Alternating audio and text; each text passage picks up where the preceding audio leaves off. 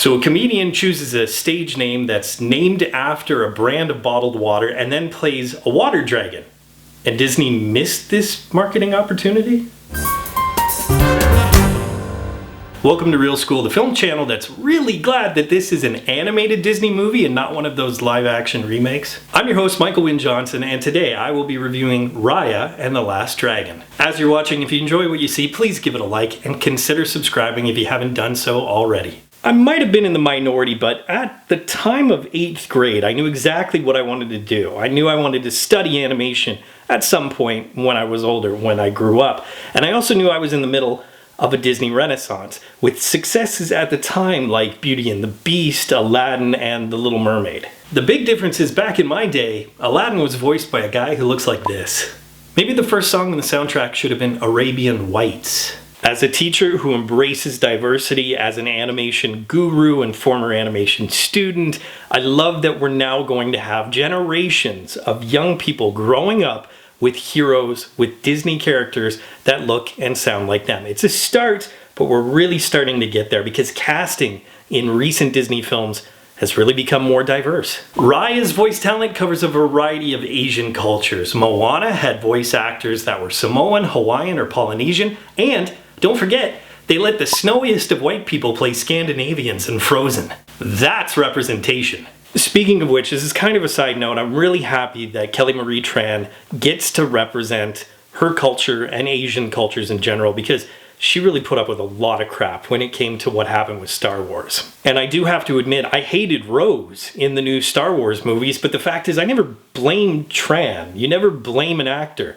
You blame a writer or a director. I didn't blame Ahmed Best when he played Jar Jar. You blame the people who created the character, not the working actors who are taking a Disney paycheck and being in one of the greatest, hugest, largest, biggest franchises of all time. So Tran gets to be the Disney princess that she is in real life, and a kick-ass one at that too, a modern representation of what a Disney princess should be. And the rest of the cast was just as strong. Gemma Chan, Bendict Wong, and Canada's own Sandra Oh, they were all fantastic. And Dae Kim. I love Kim, even before he was on Lost, like when he was on Angel and probably being yelled at by Joss Whedon. But I will admit I wasn't a fan of every single character in this movie.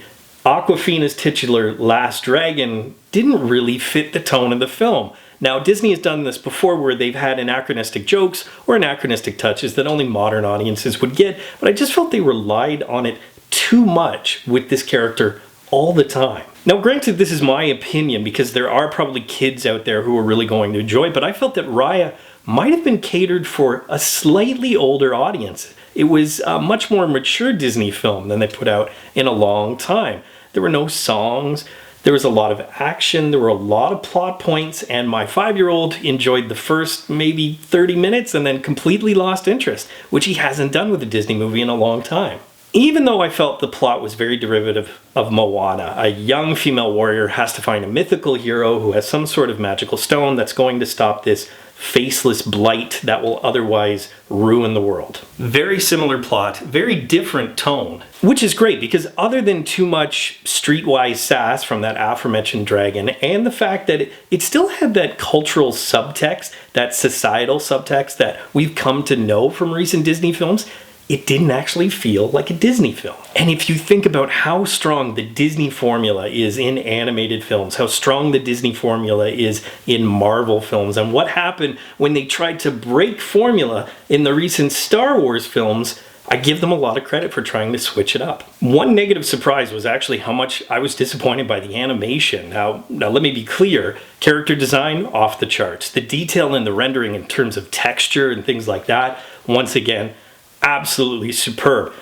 And the backgrounds looked like living paintings. They were gorgeous, but I'm actually talking about one thing specific in animation. Basically, it came down to locomotion.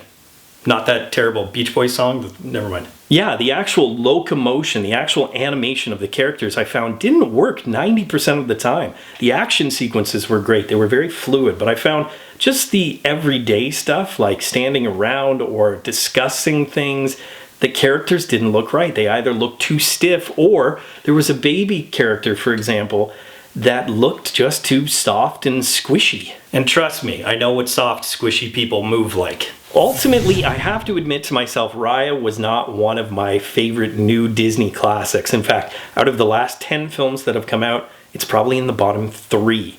Having said that, even really bad Disney is like a stale Oreo. You're still gonna choke it down, aren't you, Squishy? Because it's still delicious in a lot of ways. They took chances with this movie, and I really appreciate that, especially with Disney. There's enough that a lot of people are gonna latch on to certain characters or the plot that seems all too familiar, and it's still beautiful to look at. So it is still an earn it, but just not a convincing one for me. Poll question, what Disney animated movie do you think is overrated? As always, leave your answers in the comment section below. But until next time, school's out. Hey Real students, thanks for watching. If you want to subscribe to Real School, click that round Real School logo right beside me. Also click that damn notification bell so you're aware of all of Real School's new content. You can follow me on Twitter, and of course, if you get anything out of Real School, you can always give a little back. Just click the link in the description below or the button down there, and you can become part of my Patreon team.